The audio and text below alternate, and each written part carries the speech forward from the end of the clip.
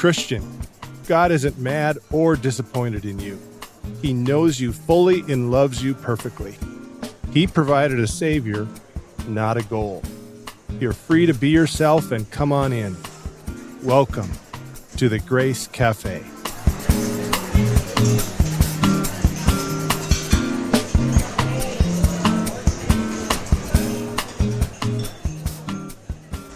Hello, friends, and welcome to the Grace Cafe podcast. I'm glad I caught that.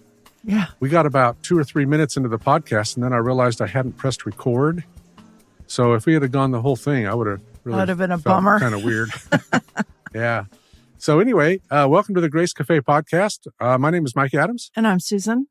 And we've come to realize that since shutting down our podcast back whenever we did that a few years ago, we've gained some new listeners who maybe aren't familiar with our story, our backstory, how we got here, who we are, what's been going on with us.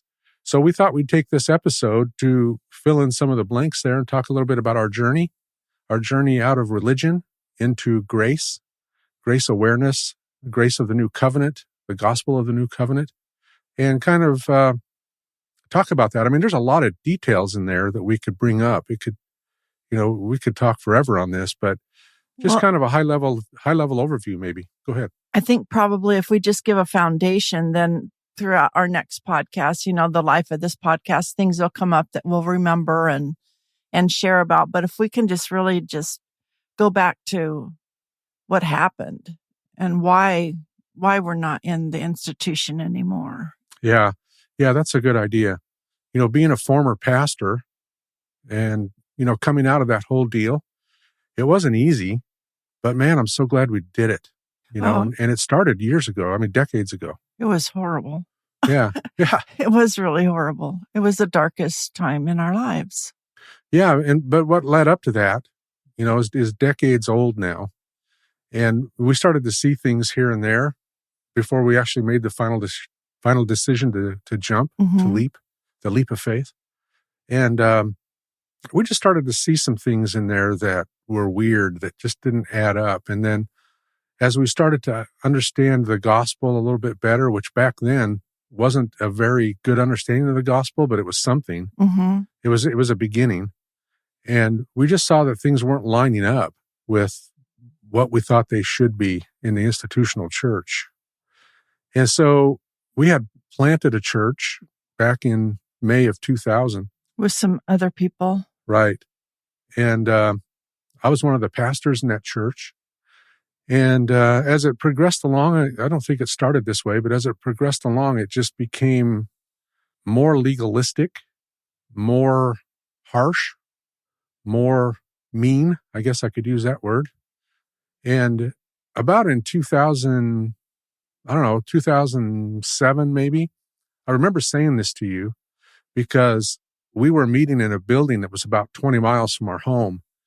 So this other family could meet there. It was kind of in between. So we were driving clear over there. And I remember one Sunday morning on the way over there in the car, I turned to you and I said, why are we doing this? Why are we driving clear over here to do something we can do in our living room? And for me, I think that was the beginning of starting to put the pieces together a little bit. And then the harshness came in, the meanness came in, and that took it to a completely different level. So for me, 2007-ish, I started just questioning things. And then in 2008, I remember this really well. In 2008, somewhere around Thanksgiving, I stepped down. I just stepped down out of that position, which, whatever that means. And you have your own story. I'm going to let you tell it, during that same time. And then in 2009, early 2009, we both decided that's it, we're done. And we walked away from that whole institutional church setting. From that one. From that one, yeah. And I have to say that there were times throughout those years that you said, why are we doing this? Because I think you had listened to John Zenz a lot or read him. It was probably nothing to listen to back then. True.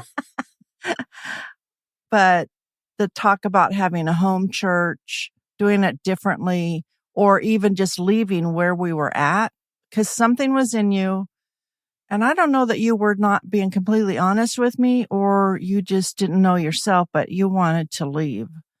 And I panicked every time you brought that up because I thought, where else are we going to go?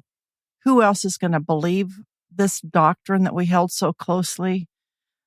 Where else were we going to find these friendships? And I put those in quotes that, were so close, quotes again. And so I always said, no, we can't. Where are we going to go? And you never pushed it. And we just stayed. And that ended, I would say, in a disaster, but I also say it's the beginning for us, the beginning of a walk in grace. Yeah, it was. And, I think the reason why I didn't stress it so much back then is probably because the way you felt about it. I didn't want you to get more stressed out. We were both really stressed out. We were. And yeah. A lot of years of high intensity, and people wouldn't have seen it. We were functioning. We didn't even see it in ourselves. That high level of not panic, but anxiety. Yeah.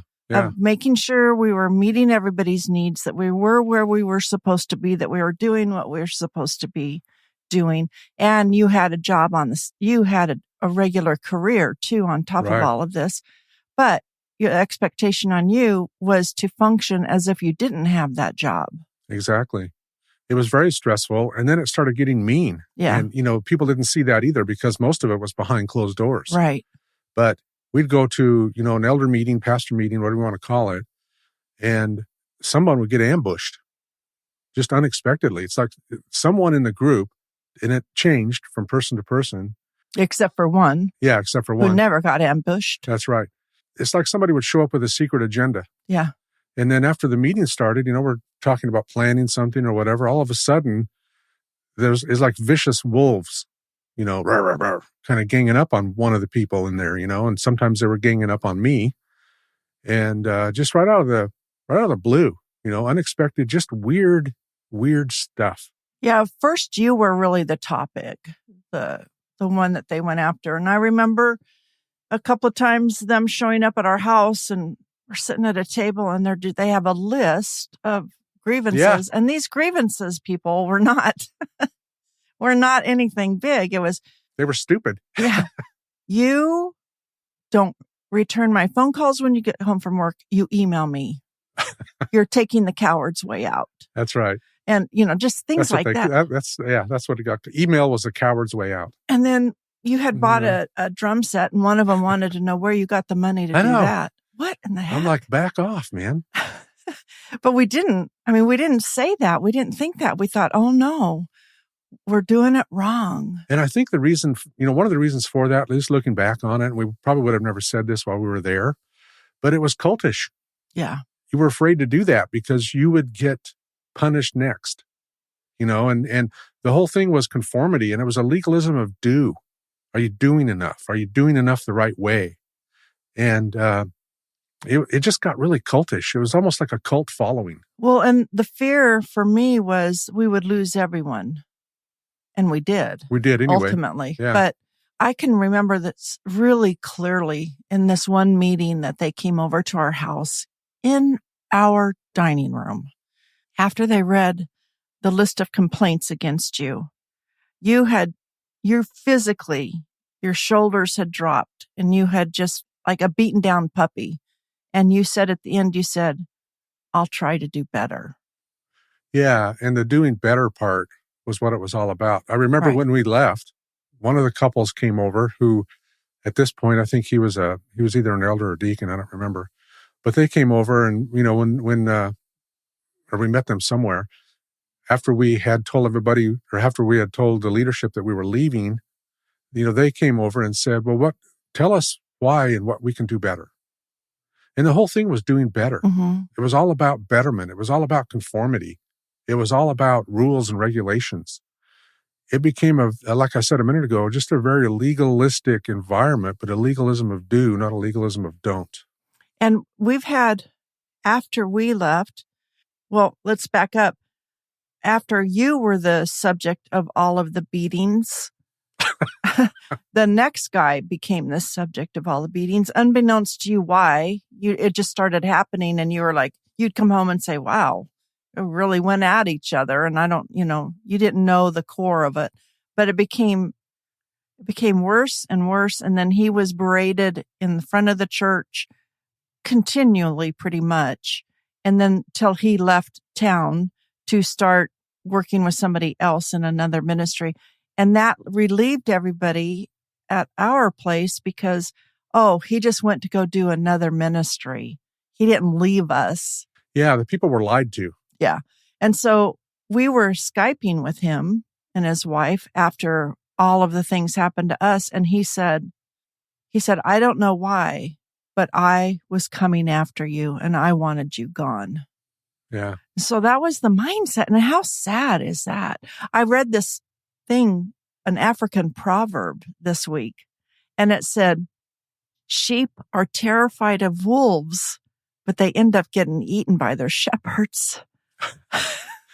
So I just thought that was a pretty good picture of a lot of what's going on out there today. It sure is. It's a very good picture. It's a very accurate picture of what's going on out there today. And we talk about the friends that we thought we had. Uh-huh. They were only friends in that religious environment. They were only friends as long as we were useful to them. Right.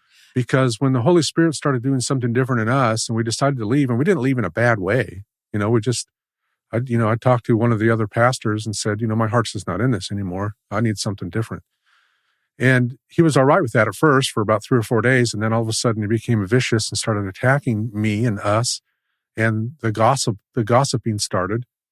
But the people that we thought were friends, were close friends, some of them we had vacationed with, turned out to believe the lies, believe the gossip, and just turned on us because we became of no value to them.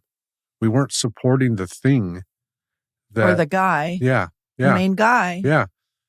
And so we were suspect, and people were believing lies about us that were being told. And I remember my name even showed up in a sermon online. Yeah. And it took me a year to get them to take that down. It was really slanderous, and it was a lie. It wasn't true.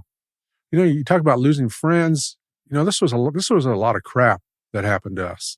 And so we kind of left there licking our wounds, and we didn't turn to the gospel right away. I think we were starting to see it a little bit, but we were just so beat up that we didn't want anything to do with that environment for a while, or with theology, and reading the Bible and stuff, because it was weaponized against us so much. Well, I walked away from the faith. And yeah, you did. Let me just back up for a moment about the friends. There were some people who had left before us, and then some really good friends who left shortly after us, but they waited to leave because they themselves were in a dark place. Yeah. And just emotionally couldn't leave. So we did have friends. Yeah, that's true. That did last, but for the most part, we didn't. I mean, I remember going to a wedding shower that I had to go to. Or maybe it was a baby shower, but it was, it was a baby shower. And because it was for one of our grandchildren. And I had a woman who just walked past me, wouldn't even look at me through the whole thing. I mean, and another thing, a baby reveal, a man he wouldn't give me eye contact. He just walked past me. We were shunned. Right. And I remember it started out that I was in a really bad place, depression-wise. And I had just come to my end emotionally. I was curled up in a chair, I remember, and just saying, I can't do this anymore. And one of the leaders came over and said, hey, let's all meet, which we should have known. So we all met with the leadership and their wives, because that's what we did. Yeah, and you assume it's going to be something encouraging, But it wasn't. No. And I had that week gone to the doctor because I was getting scared of how depressed I was. And she did a test with me and diagnosed me with severe depression, was concerned about suicide. So I told these people that. And they started going after you, started going after me, because I had said, I can't do this anymore. I can't be what you want me to be. And whoa, Well, no one's expecting anything of you. Right. Anyway. The mother of all lies. So it ended with him leaning in. I can't remember he leaned in or stood up, but it was like this thing. And you felt me shrinking in the couch the whole evening. He said, "You are dragging the name of Jesus through the mud, and I, as your elder, will not let you continue." And let me tell you that leading up to that, for years, because of our theology, had felt damaged. I felt not worthy of God's love. I felt like I could never get a hold of all of my sin. I couldn't conquer all of my sin. I couldn't always have joy. I rarely had joy. I had all these things inside me that I wasn't good enough and that I was going to lose everybody if I said anything. Well, everything I thought came to fruition in that one moment. And so someone said, "Boy, that really meant a lot to you. That he said that." Well, they don't understand that the build up to it and the darkness my brain was in, it became trauma. It became locked into my brain. And so that night, you stayed up all night. You couldn't even sleep. You stayed out in the living room, and in bed, I was thinking, how can I commit suicide? I should commit suicide because I am a disappointment to God. Just like I believed before, he confirmed it. And I'm a disappointment to all the people. And that's where I was for a while. Let's talk a little bit about your injury, the scooter thing. Oh, yeah. And being alone and that whole thing. Do you want to talk about that a little bit and how that fits in? Yeah. So I had just few months before all this happened, I had broken my ankle, had a surgery, and I couldn't get around. And I had to get rid of my dog because I couldn't get anyone in our family or friends to come help take care of this puppy. It was a Labrador puppy. And understandably, she was a lot of work, and I just couldn't do it. So I started getting depressed. And that's when I started gaming.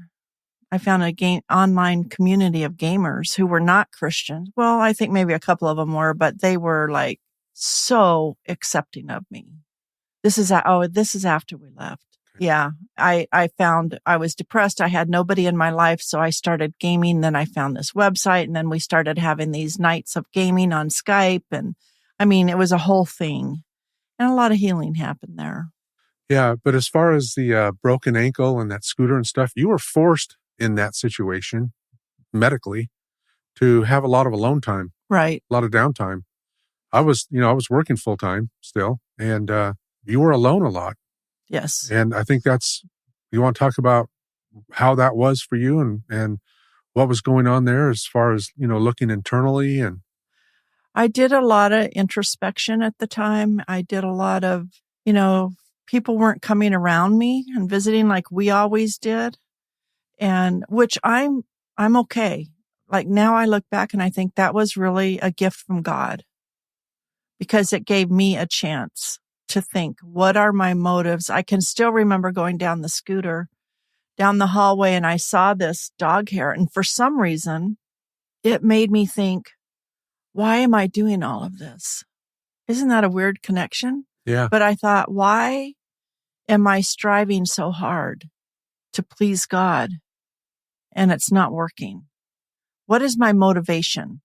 And I realized my motivation was to please people. And at that moment, I knew I couldn't do it anymore. And that's right there is a real moment where I decided they can shun me. They can say what they want about me, but I cannot do this anymore. And that's when I told you I wasn't going back to that church. Yeah. And you were like, okay. And I was ready to not go back, but I still went. It was, I don't know, a month or so after that, maybe before I left. Not for very long, yeah. Yeah, it wasn't very long. But you basically started to just walk away from the faith. Well, yeah, because they were coming after you because you wouldn't let people in to me unless I said they were safe and yes, they could come in. So you were my gatekeeper. And that was a very small number of people. Yeah. Well, they wanted, because I said, I'm not coming back to church. Right. So suddenly they all wanted to come find out, why are you not coming back to church? And, you wouldn't, there was only a couple of people that I let in. And it just, one time they were just going after you, some people. And I just said, because you weren't handling me right. You weren't according to them. Yeah. You weren't making me go to church. You weren't reading the Bible to me. You weren't letting everybody in our front door. You had set boundaries. So they were going after you. It was a nighttime and they just didn't. And for me, it just felt like this pounding. And I just finally said, hey, if in this scenario, I'm not a believer, do you leave Mike alone? And they said, well, yeah, because you're an unbeliever. He couldn't make you go to church. So I said, I'm not a believer. And it seemed to like relieve a lot of people. It made people happy. But I remember getting you sitting in a chair in the living room, and you would get phone calls. And this is before cell phones, or, you would get these phone calls and I could hear. And like someone from Canada called and said, oh, yeah. Oh, I heard Susan denied that Jesus died on the cross. I mean, this is in Canada.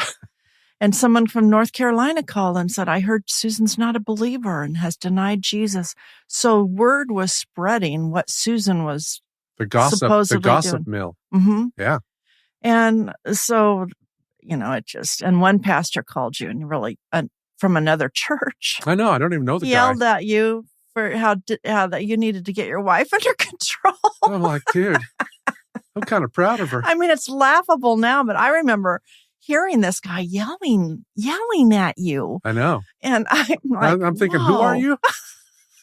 That So, was something. I don't know, but it wasn't funny at the time. At the No. time, we were it was the things that people said to me, like, it sounds like you just want a hippie love fest. It sounds like, because I just wanted love. I just thought all I could think of is that we need to love.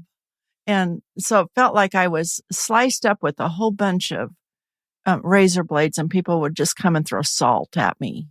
Throw salt. That's the image that always came to my mind. Well, go figure. God is love, and you wanted to be loved. I mean, that's not really a stretch, when you think about it. But yeah, at the time, we didn't think that was, fun or exciting. But later on, okay, so let's pass into 2009. Well, I'm sorry, go ahead. Are we going to get where I came back? Where I realized I was truly... Yeah, let's do that here in just a minute. I want to talk about my leaving. Oh, okay. And then we've talked about you. Let's talk about me. This podcast is all about me. Didn't you get the memo? But yeah, let's talk about our Valentine's Day massacre as well, and that whole thing. We had spent, you and I, we would talk, we're always talking and communicating, but we weren't talking about a lot of things that mattered at that time just because of all of the stress, all of the pressure, everything that's going on. Your mom had died. My mom had died, and I was told I need to get over that quickly. Yeah. And today, if they had said that, I would have said F you. But then, we were kind of sucked into this cultish atmosphere and choose joy. Afraid to be real and afraid to confront this false authority, which no one has authority over you in the body of Christ, people. No one. Mm-hmm. Your pastor doesn't. Your priest doesn't. No one does, except God, who is living in you. And he's always going to treat you lovingly and gently. He's not going to treat you harshly or condemn you or shame you or make you feel guilty. That isn't how the Holy Spirit works. Anyway, I digress. So 2009, that's pretty much when I said I'd already stepped down, but in 2009, I said, I'm going to leave. And at first it was received okay.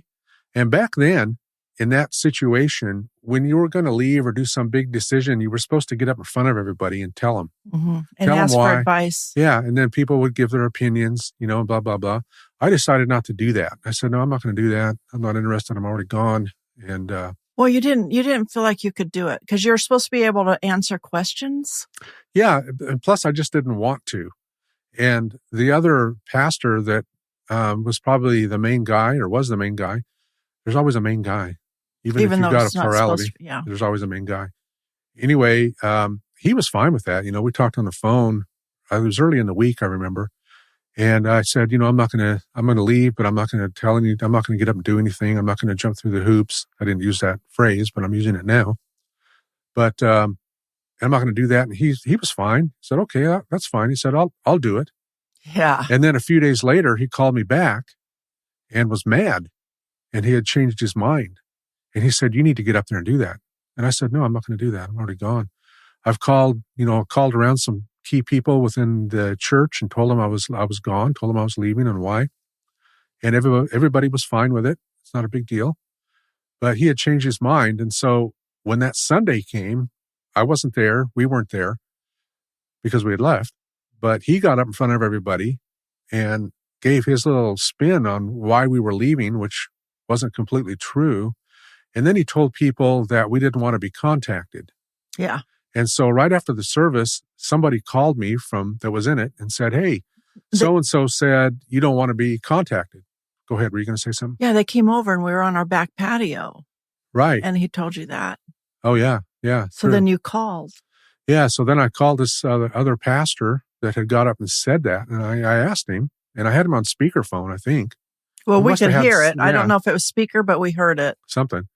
But, I was sitting there and I said, did you tell people that I don't want to be contacted? I said, that's not true. Anybody can contact me. Everybody knows how to contact me. They've got my phone number. They got my email. Anybody can contact me. They know where I live. I'm not hiding out.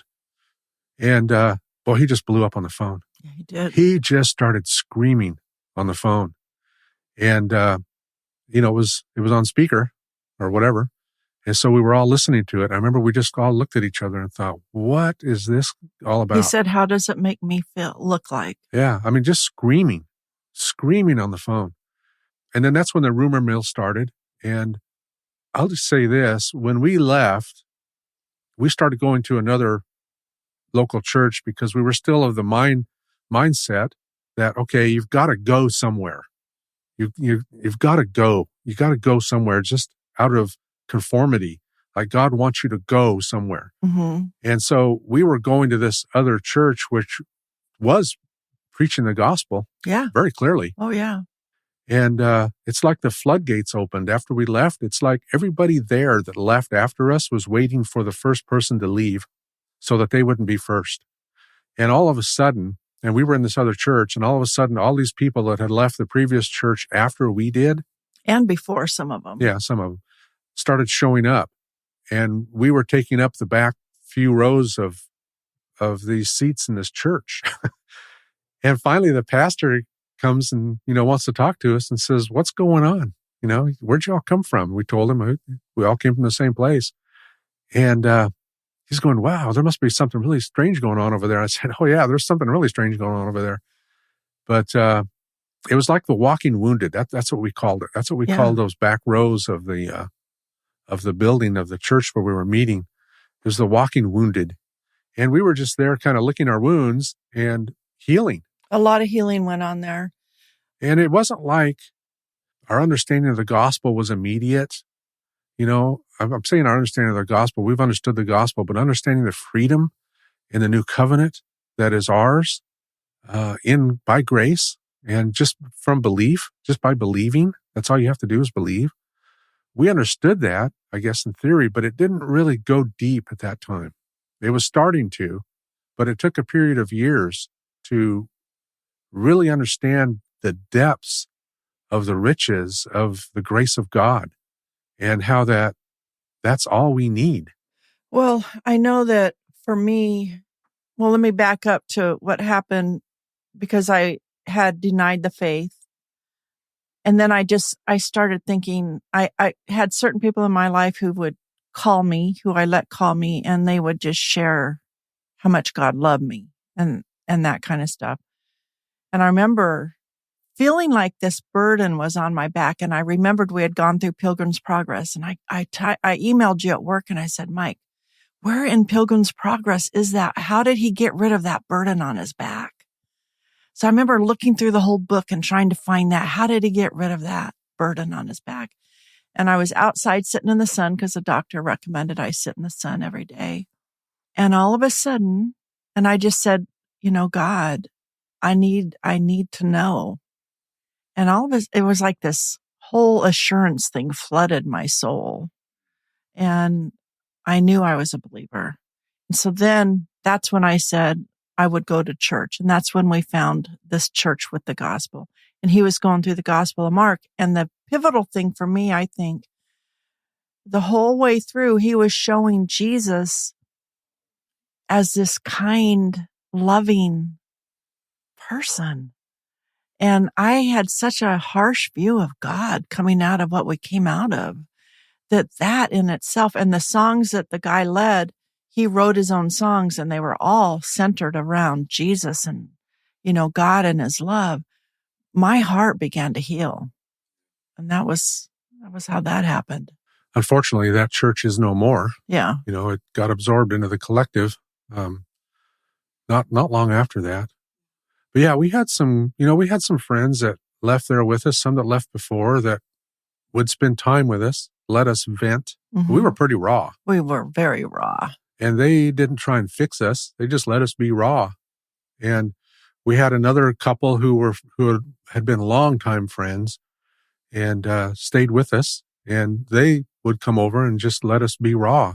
They weren't a part of that particular church, but they were part of the mothership, the church that church had come out of. And they're still really good friends. I mean, when you hear the intro to this podcast and the outro, that's him, the intro and the outro. He's still with us. Very good friends. She is, if you listen to the Unsunday show and the gal that comes on at the beginning, you're listening to the Unsunday show. That's her. And so we see them regularly and we spend time with them, but there were a couple that just came over to help. And then we started meeting at their house, I remember, with some other really broken, just dark people in dark places. Yes. And we would watch these videos on grace. And then I got to a phase of letting out my anger, all the pent up anger, because anger is such a sin. And boy, I had a lifetime of F words inside me that came out and no one flinched. Right. They just loved me. It's like what I thought about this when Joe did the intro today, and I listened to it and he said that he accepts us just as we are. Mm-hmm. And I think we had just missed so much of the real truth. And I'm going to talk about this on the next podcast, the real truth of what the gospel is. Yeah. And how much God loves us. But it was a process to learn that. And isn't that something when, because when we first got saved, we were at Calvary Chapel and that was all peace and love and that was the hippie love fest, actually. Yeah. It was the original Calvary Chapel. Yeah. It was before it became a denominational thing. Yeah. And before it got systematized and institutionalized, it was just the Jesus movement. Yeah. It was just Jesus. I mean, that was it. But then we stepped into the institutional Baptist church and that was it. That's right. Let's circle back real quick and let's talk about our Valentine's Day, St. Valentine's Day massacre. So this is February of 2009. We had left. We were gone. We were kind of in a different place from one another, but in the same place in many ways. Well, we were just over it. Isn't this when I said I'm not going back? Or this is where, we hadn't really talked about the specifics of what we're feeling, what we're going through, what's going on. We were wearing masks and we were still conforming in many ways in order to just stay plugged in, or whatever phrase I guess I could use. But on Valentine's Day in February of 2009, I was out of town. I was helping my dad. My mom had died, and I was helping my dad with some things. And you drove up there and met me on Valentine's Day, and we went to dinner. And that turned out to be a 5-hour dinner. And it was our St. Valentine's Day massacre, because that's when we really started to open up. And that's when we really started to get everything on the table. Not about our relationship. There wasn't anything wrong there, but about what we had been through and what we thought of it and how we're processing it and where do we go from here. All of that got out on the table. And it was one of the best conversations ever because, it was intense and it was hard to do at times, but it was reality. And it felt good to just talk it through.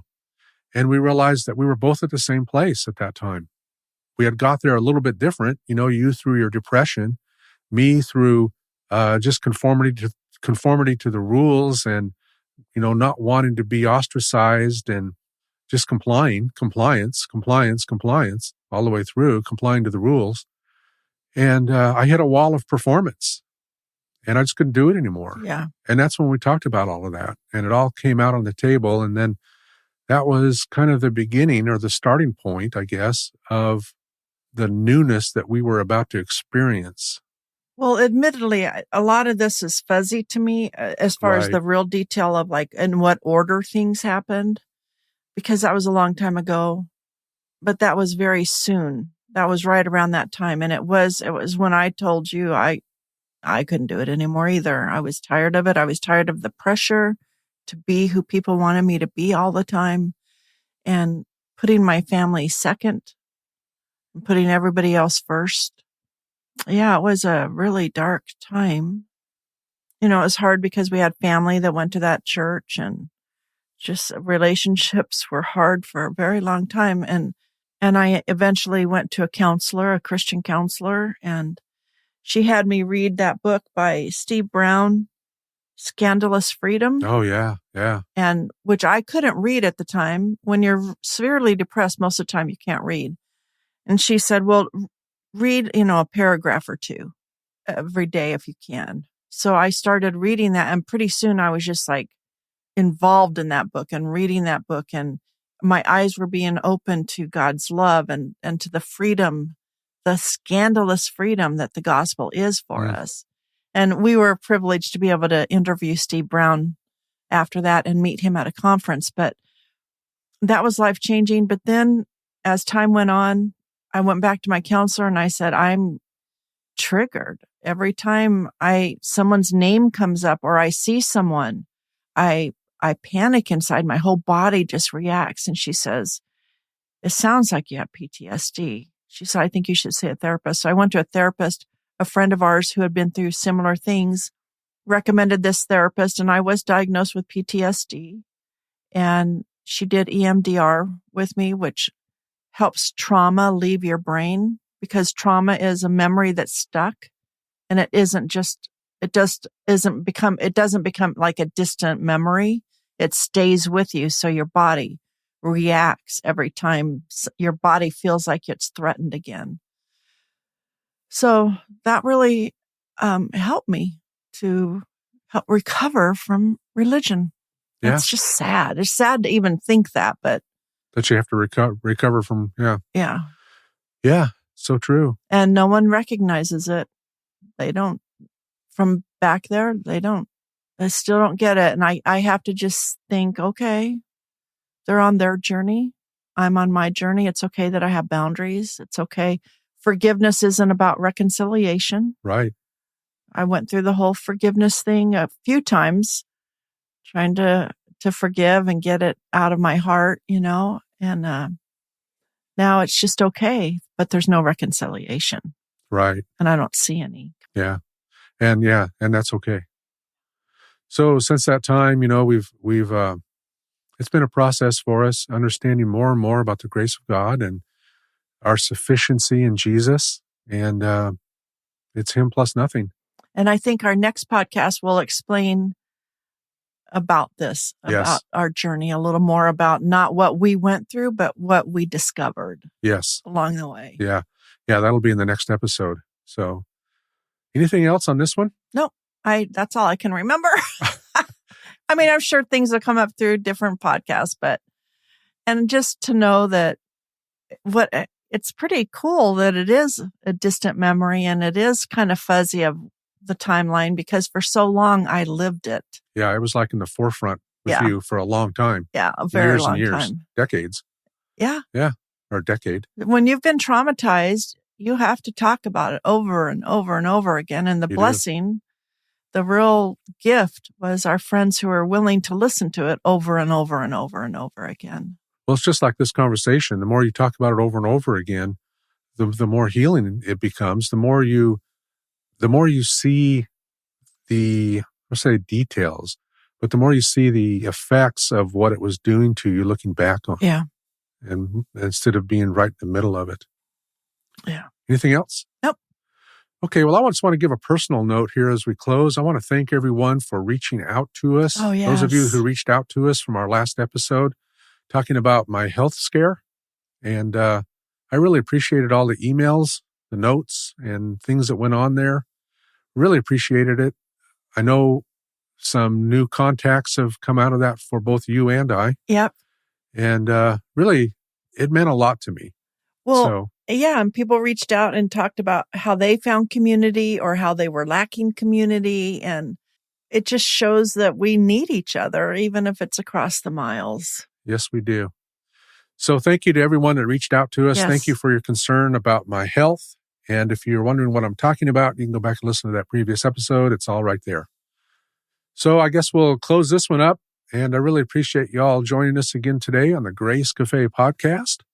And until next time, y'all take care.